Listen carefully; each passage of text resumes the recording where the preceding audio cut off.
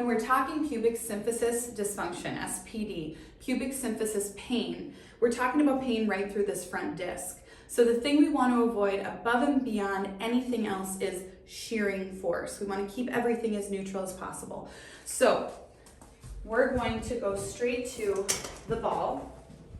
I'm going to show you some of my favorite exercises and stretches. Number one is really waking up these adductors.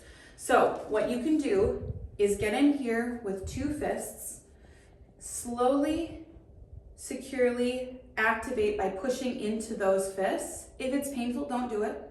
But it should wake these muscles up, and then from there you get into stretching. So they're awake, they're kind of, engaged right now. Then get into stretching. So I like the ball best for this. You can do this squatting. So you're strengthening here. However, what we find with patients is that can irritate the pubic symphysis. So I'd rather you be on a ball. It creates movement, stability, but then you can get into a really wide stance, super wide. Typically our patients don't go wide enough. Go wide as long as it's not hurting.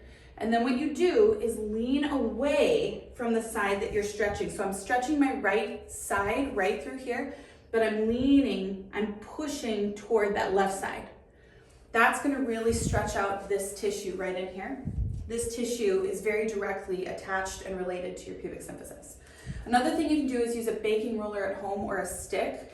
You're going to move and stretch these adductors toward your heart. So this direction, and just lengthen them. It should feel really good.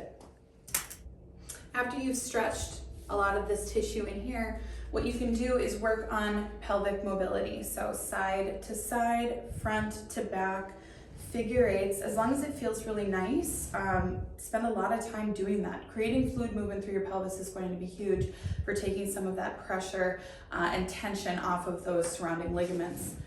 Another way to stretch your adductors, those muscles we were stretching on the ball, is to use something like a big pillow or a wedge to support yourself, because here we don't want to over push or overdo anything, and you're going to have a belly here as well, but you can get a really nice stretch through these adductors while supporting yourself and taking time to relax and just breathe.